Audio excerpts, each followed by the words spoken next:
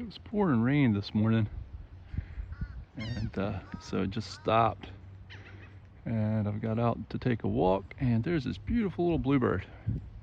When I was a kid, bluebirds were kind of rare. Now there's so many of them. I see whole flocks of them, but they're the prettiest little birds. They're skittish little birds. They're not ones that you can typically just walk right up to. I mean, all birds are a little bit like that, but you can definitely tell the difference between certain varieties. The bluebirds definitely keep more distance.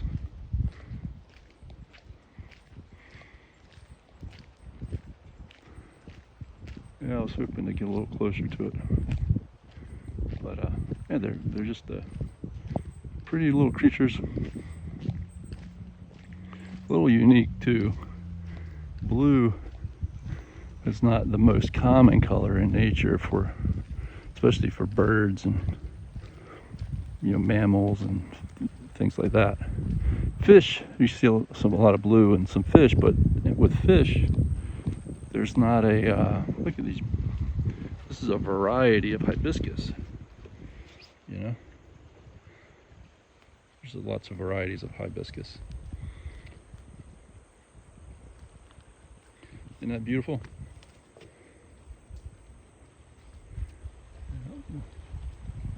But right now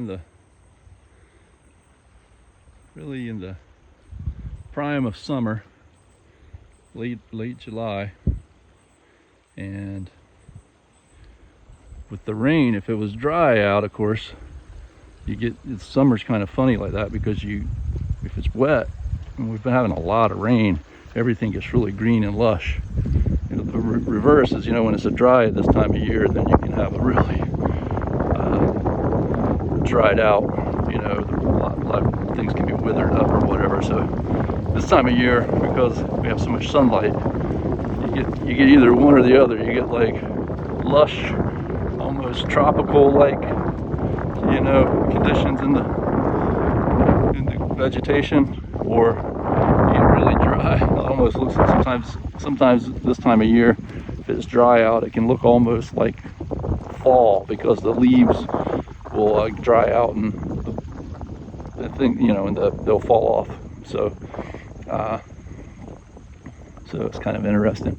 We tend to, the Outer Banks, I mean, you can have a lot of variation from year to year, but there does seem to be sort of a bit of a cycle. We have that rain, and if we have a warmer spring, we get really beautiful springs. Everything gets real green and all. It usually kind of starts off kind of cool, our springs do, and then that if we have a wet spring, which we typically do, you can usually plan on it raining quite a bit in the spring. It's pretty rare for it not to. It gets really lush, and then we get into the summer, and that's a little less predictable, because we don't get as hot as it gets inland, but it gets hot enough that if we don't have rain, things will dry out.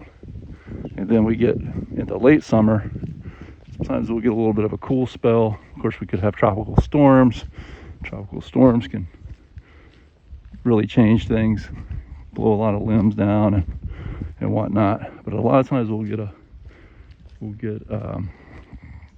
cool spell, and then the conditions will kind of change as we start to go into fall, and we usually have a long fall season. And of course, hurricane season's really,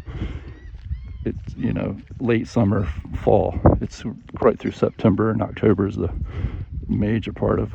So a lot of it is a lot of hurricane season is in early fall, sometimes all the way to November. But yeah, we usually have a transition period there in fall, and then we'll usually hit a streak of really nice weather, and things can stay kind of green here, where just on the other side of the bridge, the leaves are falling off and whatnot. So it's kind of neat how our season's unique here. We definitely have a different climate than the surrounding area because of the water. I'm not just saying that because I observe it that way, but because it is recognized that way.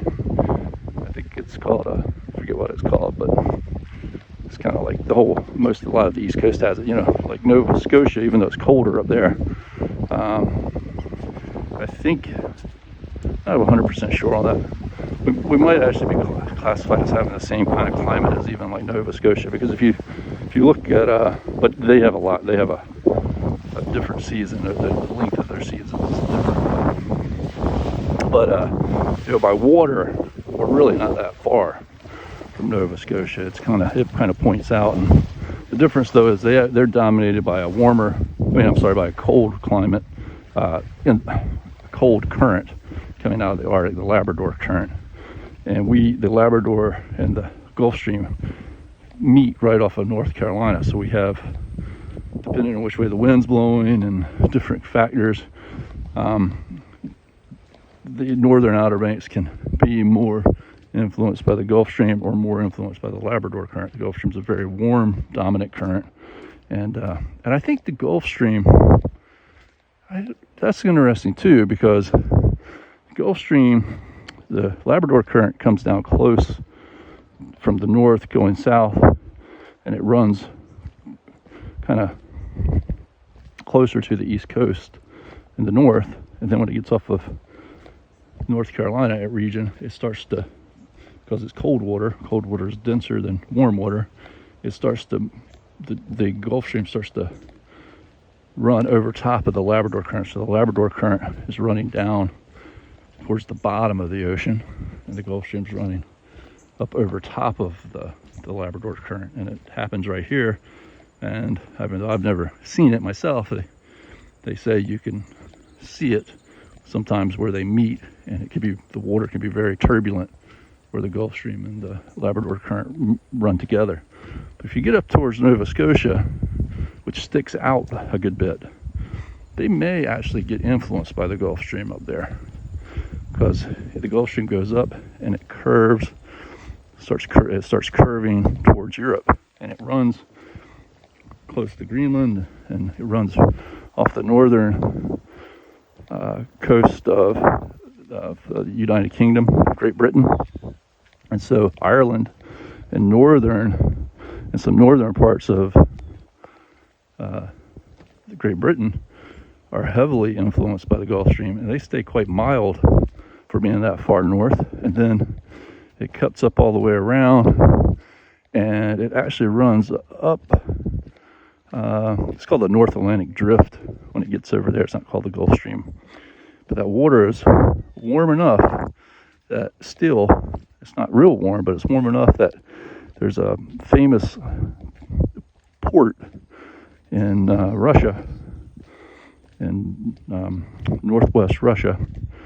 I believe it might even be above the Arctic Circle. I think it might be, and I think it's the only ice-free, if it is above the Arctic Circle, it's the only ice-free port in above the Arctic Circle, or traditionally anyways. And that's because the warm waters coming all the way up from the Gulf Stream make their way all the way around and up to this little area called Archangel or Murmansk. And it's very interesting, and it's a hugely significant feature for global climate. The Gulf Stream is extremely important. If we didn't have the Gulf Stream, or if the Gulf Stream was to become weakened, the northern Europe especially, but even here, would become much colder. So that warm water that gets brought up from the south helps moderate the climate all along the northern Atlantic and the countries that border the Atlantic in Europe.